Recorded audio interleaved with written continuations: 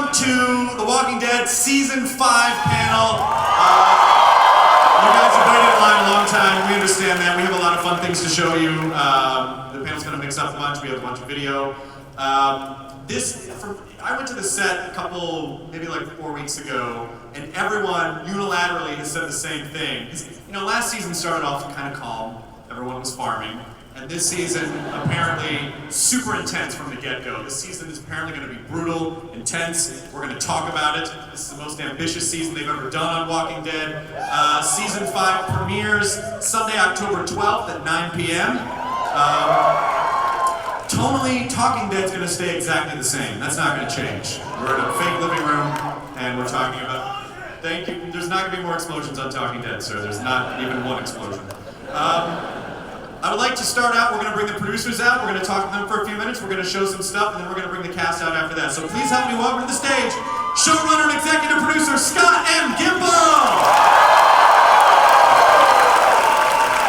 Also, executive producer and writer, Robert Kirkman! Executive producer, Gail Ann Hurd! Executive producer, David Albert! Special effects makeup supervisor, director Greg Nicotero.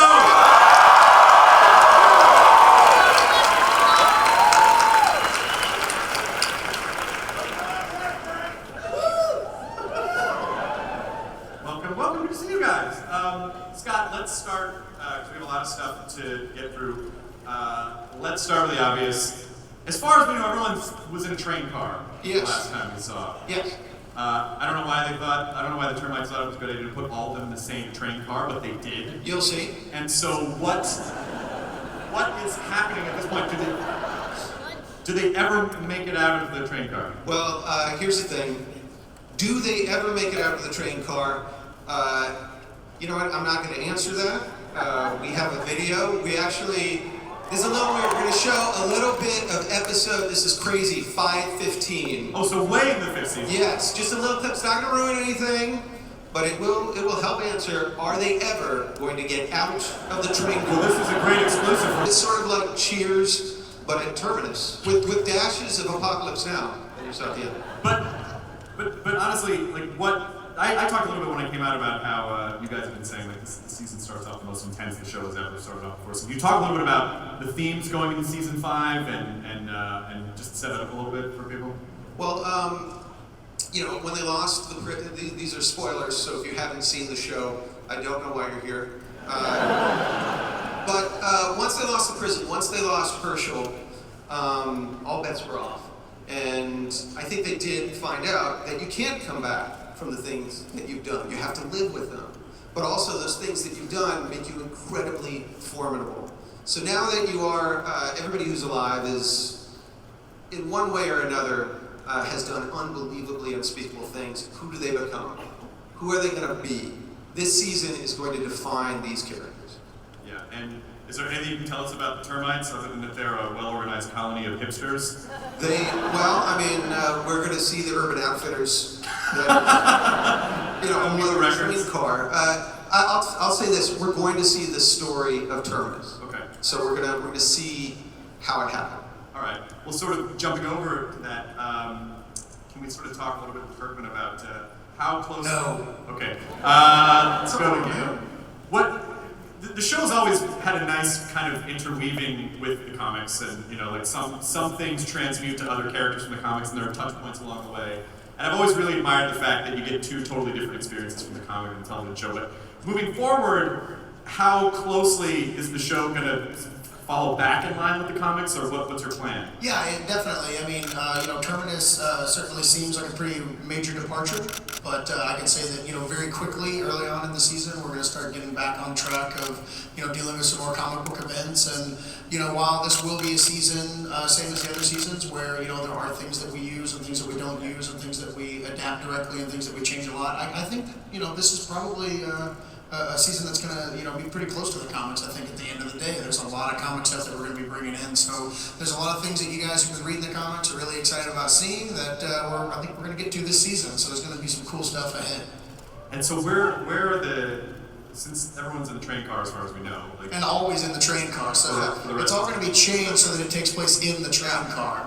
one whole season in the train car. Shot live. Do it, stream it, 24 hours. What happens, like, where's everyone's head at, you think, like, once they get into the train car? And, I mean, Rick seems to be, after he bit that guy's throat out, spoiler, Rick seems to be, like, not just old Rick, but, like, mega kung fu grip Rick. So, I mean, look, Mega Kung Fu Grip Rick is the Rick that we've had in the comics for a while. And It's Right. just taken this long for us to get to him in the show. But the thing to notice, the thing to recognize is that all of the characters have been through this incredible trial leading up to that train car. So it's not just Rick that is uniquely prepared to deal with the threat of Terminus. It's all of them. They're all very capable, and they're all very ready to do what they have to do to survive. So this is a very dangerous, very different group of people that we're experiencing. yeah. And as far as one moment from the comic book that we didn't do on the show, in the comic book, well, actually, I'm not going to say it here because there's children, but he says they're effing with the wrong people. Actually, it doesn't say they're effing. What do they say, Robert? I'm not going to say the F word here. Okay, good. On the Blu-ray, it will be like the comic. Oh, good. Yes. Some You more get your swears. F word! Yes, I know that was some outcry. I would pay more money for an F word. There you are. So, that sounded weird. But I did mean it that way. Gail, I want to talk a little about the locations because I came and visited you guys when you were shooting in one of the locations, but I did my best to shield myself from everything because I don't want to get anything spoiled because I get just as mad as anyone else about spoilers. But what can you tell us about the different locations, where you guys are, and what the production's been like this season? Sure. Well, first of all, the cast and crew are very grateful because, like the train car, we have a few other locations that we call the tick, chigger, and mosquito-free zones. You might call them suburbia and urban settings, Right. but that's not what we call them. Right. And, you know, some might possibly, maybe be inspired by the comic book. So those of you who haven't read the comic book yet, now's a Read good the time to start. comic book. Oh, please do. Thank you, Gail. That was awesome. Where can I get them, Robert? That's You can get them everywhere, but your local comic shop is the best place. I remember when I first started doing Talking Dead, and I was really nervous that I didn't know if you liked what I was doing. I go, am I doing a good job? And you go, I don't care what you're doing. You mentioned the comic book. That's good for me. Don't reveal to people how cutthroat I am Oh, behind the okay, I'm scenes. sorry. No, I meant you said it was. Or I will fire you. Damn it. You can too. But this season, you know, we have some pretty spectacular scopes, some of which you'll be able to see in the promo piece. If you guys really, really want it down the line, maybe we'll show you.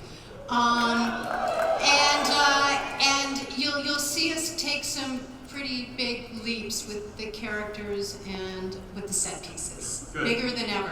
So speaking of characters, David Albert, can you talk a little bit about new characters or people that we'll see this season? We have a long-standing objective on the show to hire pretty much everyone who's ever been affiliated with The Wire. So to Chad that end, Coleman. Chad Coleman, Warren Schiller, Steve Mann. We have a number of alums on the show, and so to that end, Seth Gilliam will be joining us as Father Gabriel Stokes. He played Detective Carver on The Wire, so excited to have him on the show. Excellent. And for Mr. Nicotero, I feel like every year that we're in here, and I always go, okay, each year you kind of try to break as much ground as possible with special effects and close-up shots of gore. How do you up that after going into a fifth season?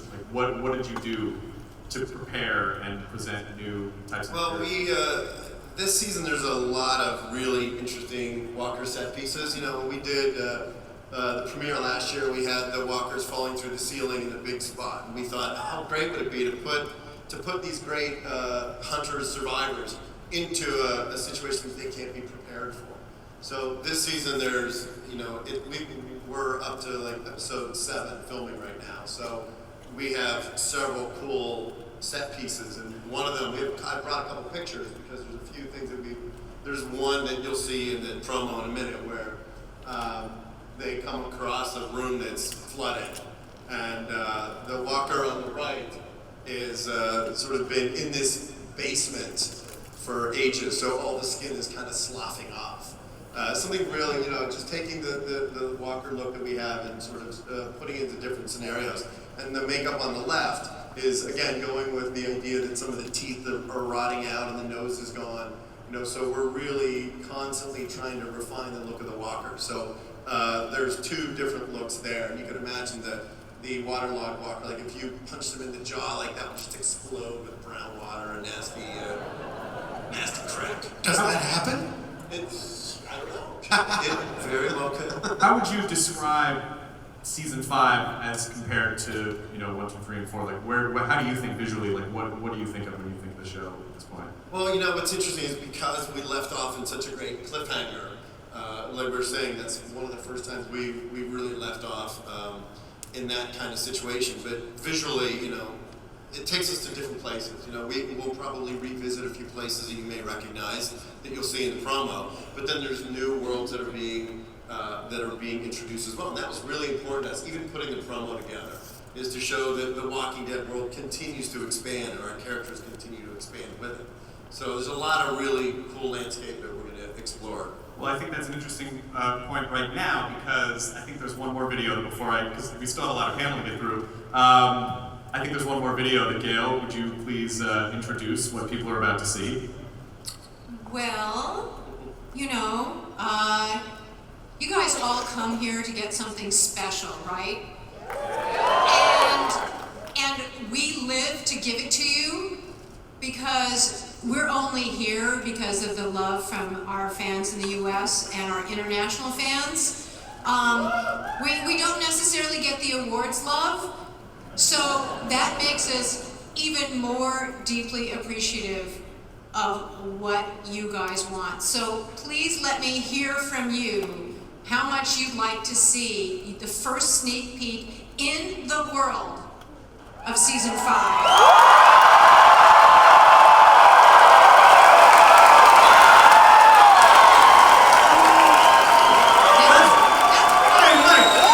Please help me welcome the cast, Andrew Lincoln! Stephen Yeun! Lauren Cohen! Michael Cutlets! Denai Gurira! Melissa McBride! Chad Coleman! Emily Kinney! Norman Reedus.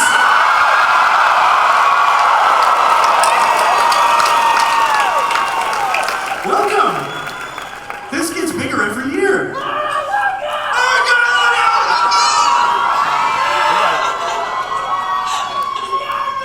Lauren, you totally have a shot with that guy.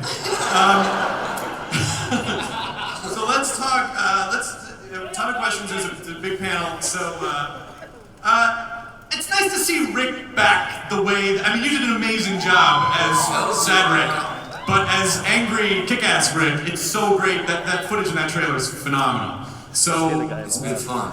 it's been fun, right? Do you feel like you're you again? Yeah, it was great, being reined in by Herschel, but there's something about getting my gun back and my shoes on and getting sweaty and dirty and bloody that really feels right. Yeah. You know what I mean? So now that you're back as Ricktatorship, what do you feel like? How do you prepare? Like how do you prepare for Angry Rick? Well, I'm like most people, I just learn my lines and I'm very quiet and very focused. That's it? That's the only thing you do? No, I listen to some music from time to time. Okay,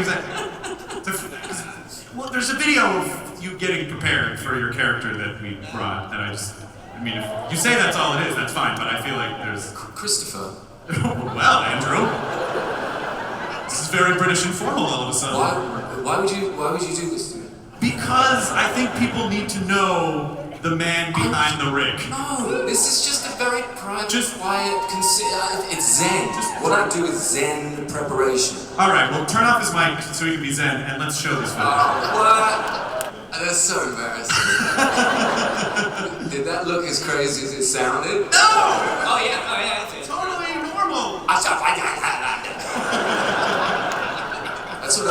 before I came out here.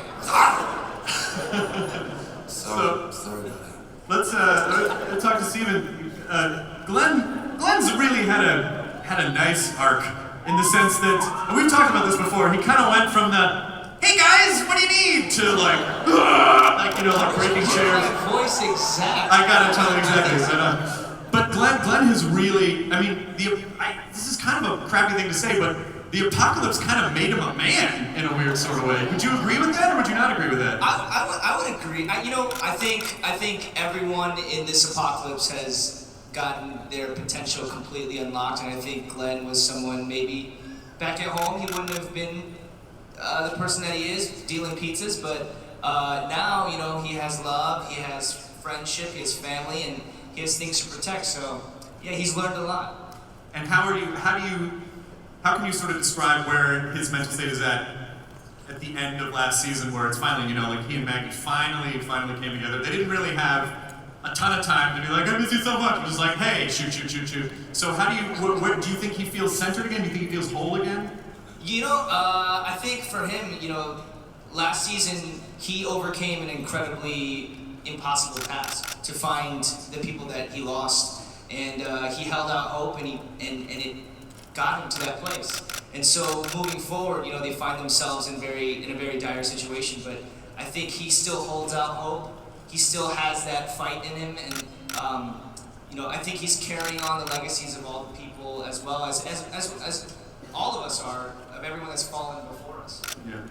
I'm going to talk to Lauren for a second about Lauren went on a crazy blood painting expedition throughout last season, looking for Glenn. How do you think Maggie kind of goes from fight mode back into, okay, I can actually love someone, I can be in a relationship, I can let someone in. How does she jump back and forth, you think?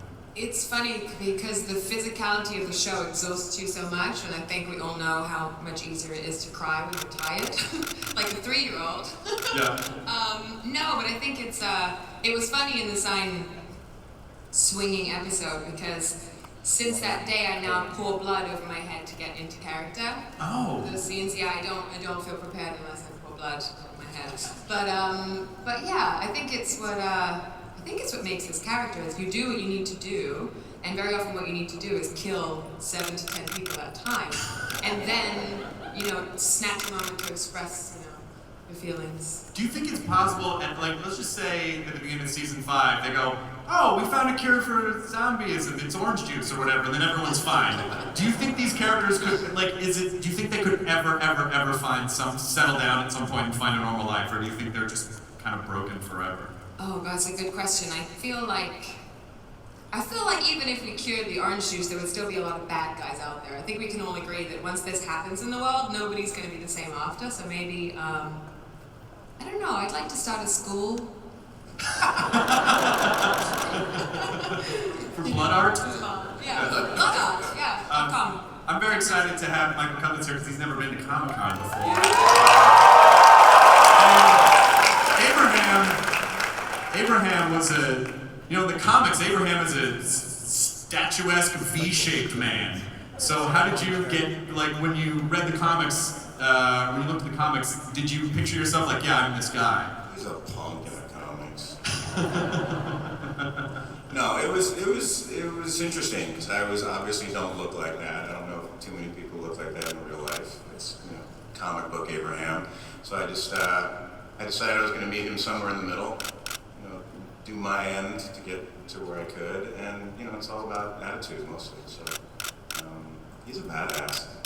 How did it feel? I mean, what was the experience like coming into this sort of pre-existing family and the cast, and everyone's been there for a while, and you're the new guy? Did you feel right away like I click and I fit in, or how was the experience? These guys are fantastic to come work for. I mean, this is obviously arguably the largest show in the world, and you come into it, sort of near the tail end of the season. It's interesting, yeah. and they made it easy. They all welcomed me. It's nice starting this year, coming in fresh. And I described it as, the first season was sort of moving into somebody's house, and you sort of you get to sleep on the couch. And this year they built me a room. And I feel very, very welcomed by everyone, and I'm just excited to see all this. And you guys are really crap as already. I gotta say, I don't know if you can turn around and see yourself in the monitor, but in the close-up, your hair is like electric orange. I have no idea what you're talking about. I'd like to talk to Denai for a sec, and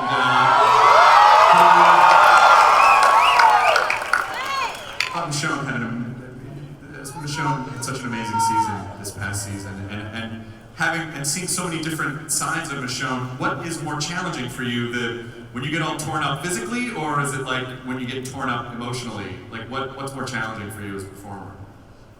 Thank you. I really loved both sides of her, and I love this character probes me to both sides. Like, I have got to go there for her in whichever direction she needs me to.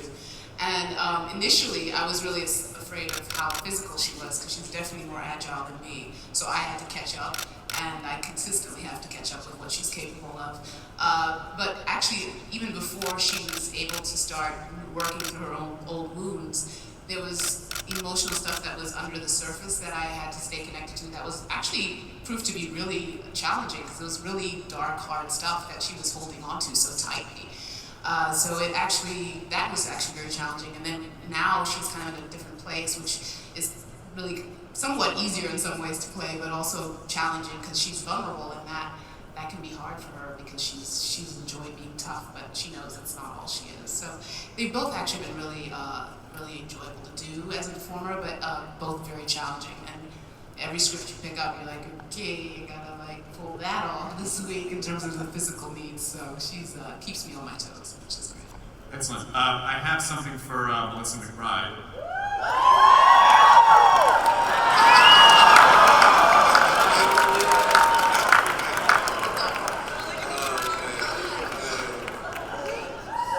Yeah, just look at the flowers, man. Are you gonna pick someone to give them to? No? Nobody wants the flowers? Come on, Chad, you know you want those flowers. No. Get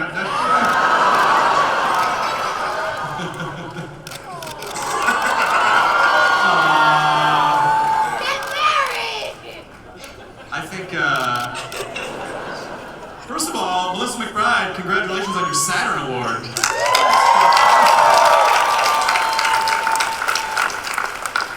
I mean, talk about seeing a character come out of their shell and dominate. Carol this past season she's really become a true leader and done stuff that I don't know if any other characters would have been able to do. So how do you feel about Carol right now, and what are your thoughts going into season 5 about what she's prepared to do? I think the great thing about Carol is that she is kind of prepared to do anything. It's coming to terms with the fact that this is the world the way it is, and this is what you have to do now, and that she's come to a place of courage to be able to do those tough things. But yeah. She's a very empathetic character.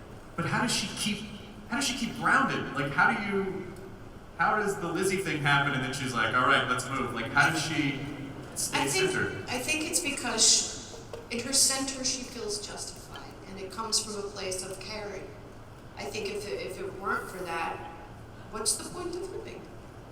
You know? I guess not much if you're listening. What's the point of having to do these horrible things if that's all the world is? Yeah. I also want to welcome Chad Coleman to the stage.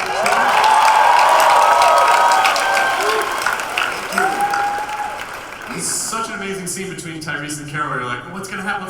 Oh wow, they made peace with each other somehow so in your mind, what was happening with Tyrese in that moment? Well, you know what? Hope, you say hope and heart. How does hope demonstrate itself in this world, you know? If you don't have the heart, you can't have the hope, you know? So I don't know that, I think Scott would agree with this, that, you know, there was no time really that he lost sight of her humanity, though. If you really track the way we went through, we had, you know, it was a horrific experience, almost shared experience, and complicit agreement to have to take out Lizzie, you know?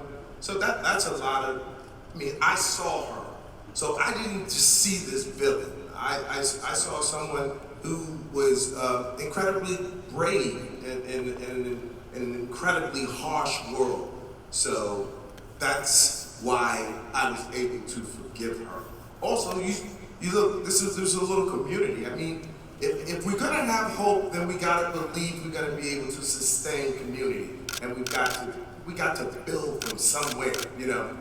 So destroying that community just lessens the hope that much more. So, you know, it's a twisted world, but that's what hope looks like now. You know, it doesn't look warm and fuzzy like maybe in the real world. Right. But hey, that's what it is. Yeah, I mean, Carol's definitely a good role model, particularly for parents who are like, kids don't act up, or... That's Carol. I mean, she did it. Emily Kinney, I am thrilled. There's just so many questions. We did the Talking Dead something special. It was like, where's Beth? Where's Beth? Where's Beth? Where's Beth? And of course, we couldn't answer that. I don't know what happened. Gimple wouldn't say anything. So it's very nice to see you in the trailer. It's nice that that Beth is out there somewhere. So what can you tell us about where you think she's at up to the point that the last time we see her? Yeah, well, I can't tell you really anything about where she is next season, but I can tell you that she's gotten a lot stronger. You know, we've seen Beth lose her father and leave the farm where she grew up, and she teamed up with Daryl last year, and he definitely, you know, taught her some survival skills, and I think that how to get drunk? You know, and she's lived a little now. She's, you know, she's not just innocent teenager anymore. So she's lived a little, and she's taking all those things that she's learned, and she's taking a different kind of strength into season 5, and gonna have to use everything she's got. Nice. Norman Reedus. Hold for estrogen. You can't even say Norman at Comic-Con. If you just say the word Norman, people are like, Norman, did you have any inkling at the beginning of season 1 that this was the emotional journey that Daryl would take? No. I thought that they were gonna kill me off like episode 2. No, I had no idea, but it kind of blows me away. How it keeps going forward, how everybody on this cast, like none of these cast members are the same people as season 1, not even close. It's how it's written. You constantly evolve, and I'm so beat up right now. And like Lauren was saying, it's probably easier to be emotional when you're so physically beat up. But this is a job that we love going through. And you never know where things are going to go, and I'm curious to see where they go now. Well, speaking of character evolution, I want to ask Andy, where do you think, which character do you think has evolved the most since season 1? Well, yeah, I mean, as Norm was saying, all of us have had this incredible journey, but I think there's one person that's really changed more than anybody else. I mean, when I first met him, he was barely the size of his action figure. He looked like just a cuddly little Ewok. And I was in season 2. I was able to carry him. I nearly put my back out doing it. And in season 5, I'm hoping that he will carry me. I think we actually have a picture of. Oh, let's. Wow! Oh, look at him! Look at my boy! I love my boy. Look at him.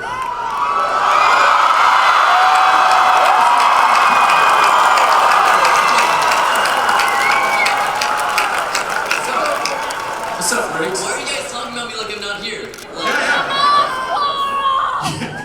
You were gonna sit there and finish every last bit of that pudding before you leave. Oh my goodness, that is a lot. Did you ever expect that being on the show would attach you to pudding for the rest of your life? I mean, expected. I mean, I enjoy it now, so. What does it feel like? I mean, you saw the picture of yourself. You saw that you were a young lad when this series started. What does it felt like to grow up on this show? It's been an awesome experience. It's been a really awesome experience actually because. Hey Chandler, how old are you? What? How old are you? How what? How old are you? Oh, how old am I? I'm 15. 15! Do you drive? Do you drive? Yeah, I got my birth. How diversified is your stock portfolio now? Pretty diverse. How deep is your voice? Go pretty deep. Yeah! No, but growing up on the show it's been so much fun and it's been awesome. And I've had the most amazing actors to work with and mentors here to work with, and it's been awesome and it's been so much fun. Growing up on the show, it's been like 1/3 of my life. In the first 5 years of being a member of your life, so it's been like half of my life really. So it's been awesome. Did you just say 1/3 of your life? Oh man, I feel old. Get off my lawn, you damn kids. 5 years ago, I was like, I was here 5 years ago, like standing here. It feels weird. Probably wearing the same thing, like I just not changed. Oh man, that feels weird. Well, I'm so glad you were able to come out. You haven't been to San Diego Comic-Con yet, have you? This is your first time, Cindy. Welcome. I would love to open up the floor to questions. I want to make sure we have enough time for fan questions, because I know you guys have waited, and we want to make sure we have plenty of time for that. While we're doing that, John. How you doing? Let's meet the runner over here. Oh, yeah, he's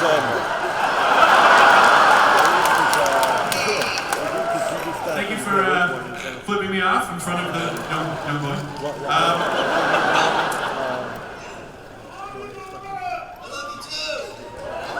I love your voice! Hey, what's your name? Ani. Hi, Ani. What's your question? Well, first off, I want to tell you all for making this amazing TV series that my mom gets mad at me for watching. But I'd like to ask Norman Reedus about himself on the show. What do you see in yourself about Daryl? And then what do you, oh my god. Release a Pokemon. Norman Reedus, I choose you!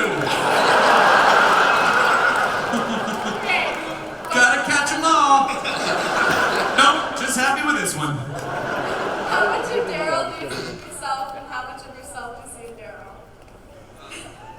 There's a whole bunch of me and Daryl, and a bunch of Daryl and me. Which sounds really old.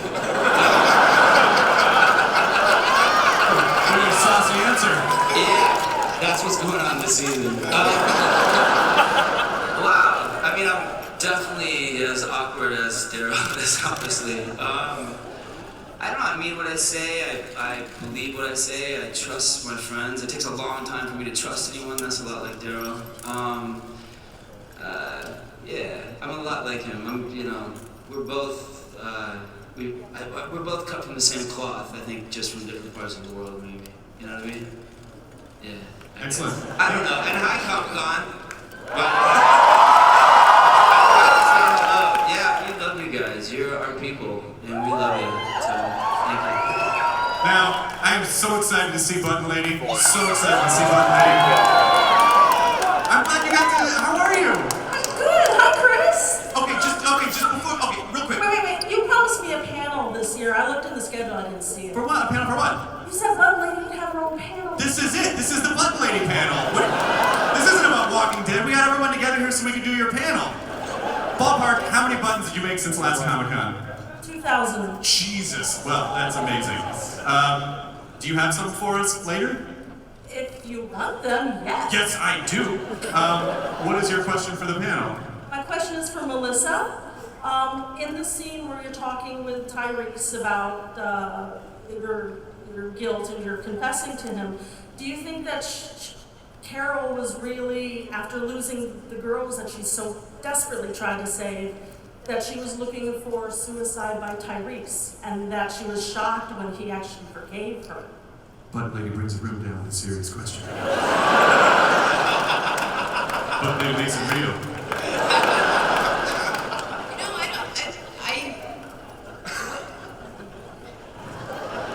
What is up with the front row?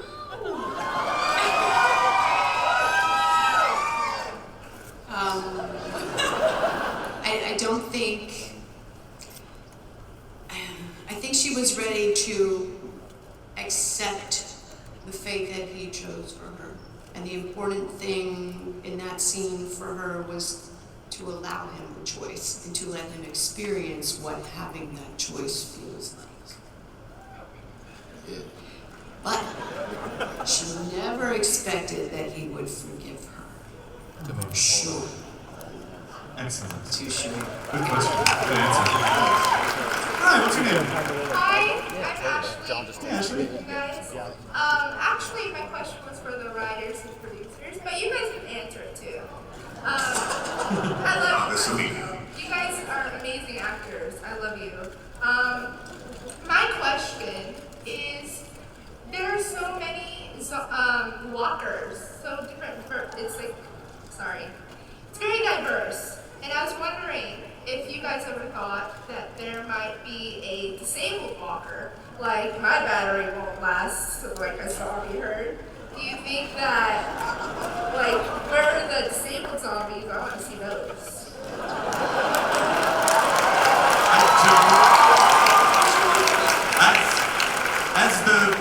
As the guy who hosts the show that talks about the show, I don't have a good answer for that.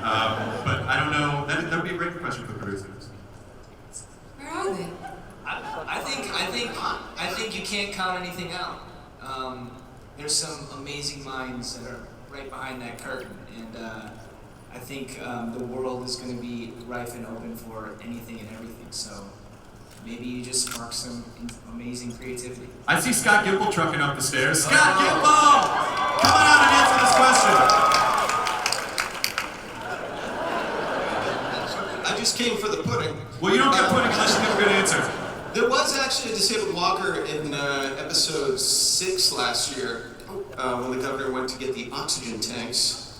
I didn't mean to turn this into a trivia contest, but I'm just saying. But actually, as we go on, we're going to see all sorts of different walkers, all sorts of different types of people who are people and then become walkers, people who are walkers. You're going to see a lot of stuff, is what I'm saying. I'm going to eat some pudding now. Is that a satisfactory answer? Well, also, there have been some times we work with amputees who come and work on the show. And like my pets the second time around, when Michonne was walking around by herself for a long time in episode 9 of last year, were amputees. And another lady we work with in episode 4. But also, I look forward to the many diverse ways that I know Scott will continue to incorporate that. Excellent. That's an eye. Scott.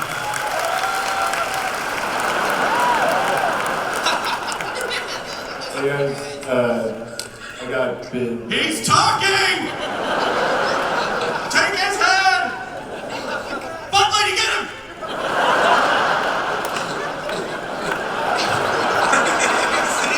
Cut off his head with a button, I guess.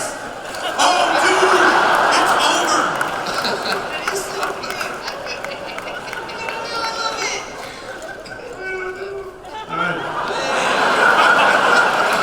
Free button, take it. No, shut up, put it in your pocket. Take it. Take it. Take it. Take it. Yeah, I did. Good. She's gonna know too. She's gonna be like, one from back here feels like it's missing. Somebody hired What is your question? Yeah, so I got bit about a week ago when I lost my dog and my family and friends and job, and I just want to know, just as an infected individual and all other, for the plight of other infected individuals, what are you guys as a cast doing to raise awareness?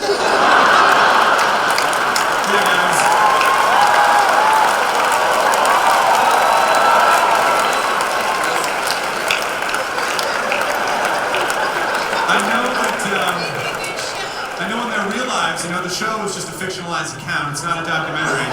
And just want you to know that in all of our real lives, we're doing a lot to raise zombie awareness and to stop walker shaming, which we're against, and just to make sure that all the walkers feel accepted at a distance, and that, you know, we really come together as a community, and I don't, is this any of this processing, or I don't? A little bit. There's also, in August, there's the marathon Walking for Walkers. Yep. I think a lot of you have signed up, but please donate. Yeah, please. Their plight is soon to be your plight, so... Dude, just go home and you're gonna be fine. It's just take a nap, Sleep it off. take a week, you'll be fine. Take a couple Advil, Just walk look at the off. flowers. Look at the flowers. You'll be fine. Thank you. Yeah. Thank you very much. Good luck.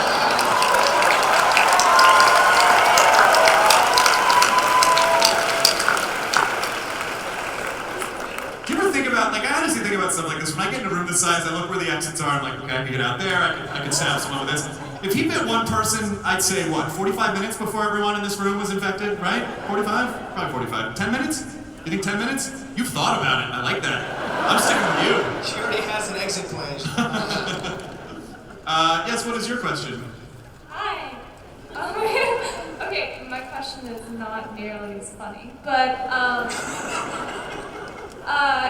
what character death on the show affected you guys the most? I mean, unless you want to tell me about the next season, I mean that'd be good too. That may not happen, but yeah, let's Andy, what was it? It'll have to be my wife, I suppose. But then it's funny because I was midway through shooting. I was about on episode 3 or 4, and I called up Scott Gimple and just said, you know, I miss Scott Wilson. I miss Herschel so much. And he said, that's the point. Yeah. The problem is, whenever a character on the show becomes the moral compass, you're like, that guy's gonna die. I mean, Dale, Herschel, like you don't want to be the one that's outwardly moral on the show because you know that your number's coming up soon. Because that's the whole beauty of the show, is that it makes you feel safe for a second, and then it just yanks the carpet out from under your feet at the same time. What about you, Steve? I would say Jeff Devon and Scott Wilson. Those two, and Irony. But those two, I always harken back to, like, Glenn had so many moments with those people that weren't necessarily shown on screen, and he learned so much. And that actually happened in real life too, you know, just them passing me books and knowledge, and now they're gone. It's a bummer. I have an annoyingly, like, deep question for Norman, which is, did Merle's death, was it hard, do you think it was hard for Daryl, or do you think it was weirdly freeing for Daryl? A little bit of both, I think. I don't know, you know, Daryl sort of found his sense of self-worth through all these other people, and I feel like Merle would have held him from that, you know? I remember when we were shooting stabbing him in the face, and yeah, right? So shooting him, stabbing him in the face, and that, Greg was telling me, he's like, you're not stabbing him because you're mad at him. You're stabbing at him because of the world. This is what the world's giving you. These are the cards we're dealt. But yeah, that was tough, and it was hard to lose him as well as a friend. Just shooting with him was a lot of fun. Yeah.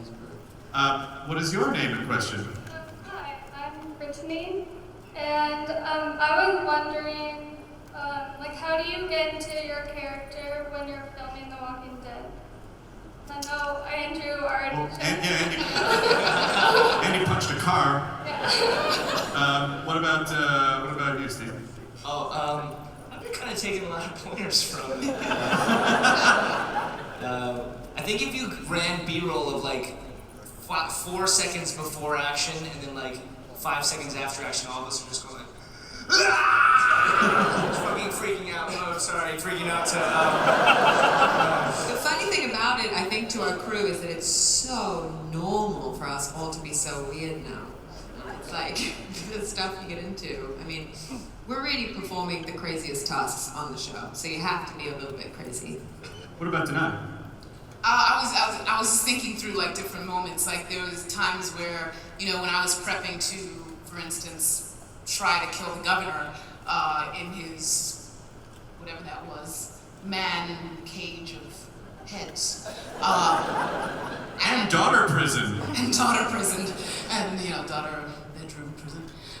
You know, and how I had to go into very dark places to do that. And the crew, they were telling me later that they, you know, they have to do stuff to you and adjust you, and they were like, we just didn't quite want to touch you, but we kept like having to go up to you, and I don't know what I was exuding, but whatever it was, they were like, help her out and get out the way, you know. So and for me, I had to like, I find that sometimes for that scene, I was doing jump rope, I was listening to certain things, and I was kind of going to dark places that I guess was like coming out of my, you know, or whatever. But then there are times where, you know, that's not required of you in every episode. So, you know, you don't have to go to points where, you know, the crew doesn't want to touch you, but you can go to places where, you know, you're just enjoying the moment you're about to have with another cast member. Like, you know, this episode with me and Carl in the house, and, you know, the crazy cheese stuff. It's just a completely different way to get prepared to like try to help this young man through his grief, as opposed to try to kill a bad guy. Well, and that makes me want to ask Chandler. I mean, Carl's had some of the most difficult tasks in the show, and I think one of the most heartbreaking things for me was after the scene with Lori. You're just like your face just looks empty. Are you taking a picture of me? But I can't do something. Hold on. Yeah, of course you can do whatever you want. Hey, I'm gonna put this on my thing.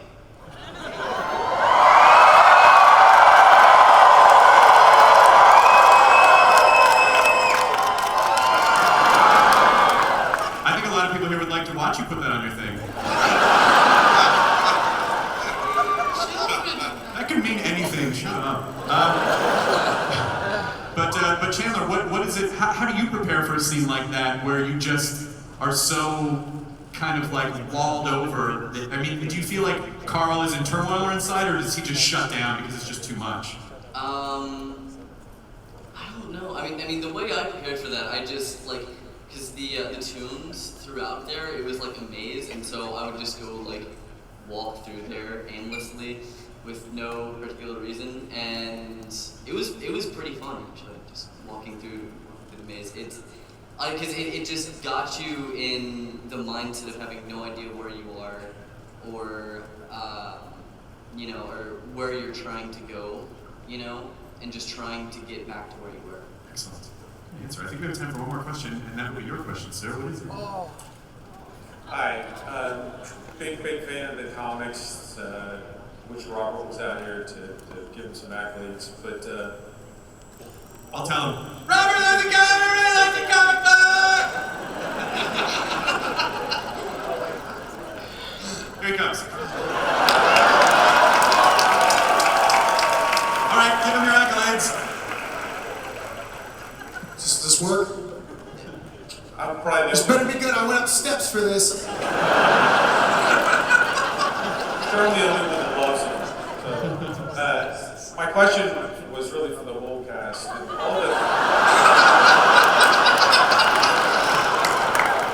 You can answer it too. All the twisted, macabre stuff that you've had to do throughout all the seasons of the comic books is, I mean, how do you prepare that? How do you prepare for that and that kind of loss of humanity? How do you bring that into the role? How do you prepare for that? Is there anyone specific that you want to ask? I guess I'll ask Andrew, but maybe Robert too, how he dreams up all this crap. Don't look behind you. Yeah, be careful. That's just us. Yeah, Andy, when you first kind of looked at the script, looked at the comic books, and you realized, oh, this is going to be like a really intense journey. Where did you go immediately to start getting prepared for it? I think. Yeah, I mean, I listen to music a lot. I get to get me in different sort of states. Prince helps me. Prince? Yeah. Which album? Pretty much all of them. Purple Rain? Purple Rain, I love. I was listening to so it good. the other day, yeah. But no, I mean, it's. For example, for the Laurie scene, you know, the death scene, I listened to another song over and over and over again, and it was And it just helps me just get quiet and just imagine really dark thoughts. It's weird. Well, then let's let Kirkman answer since he walked up the stairs. What? I don't want to. Yeah, I mean, it kind of wears on me a little bit, you know, because there are periods where I'm working on The Walking Dead for like many days in a row without doing anything else, and it does get a little, it's a little heavy sometimes when I'm, you know, dealing with human misery as you do in The Walking Dead. You know, characters dying and stuff like that, and I think that's why it helps that I do so many other projects, so I'm able to, you know, go and do something a little bit lighter, and although all of my projects these days have seemed to be pretty dark. So what I'm saying is I'm in a pretty bad place right now. but yeah, I mean, it's you know, it's fun digging into the, you know, darkness in imaginary characters' souls and seeing how that works. So I enjoy it, but I don't know, I'm probably a weirdo.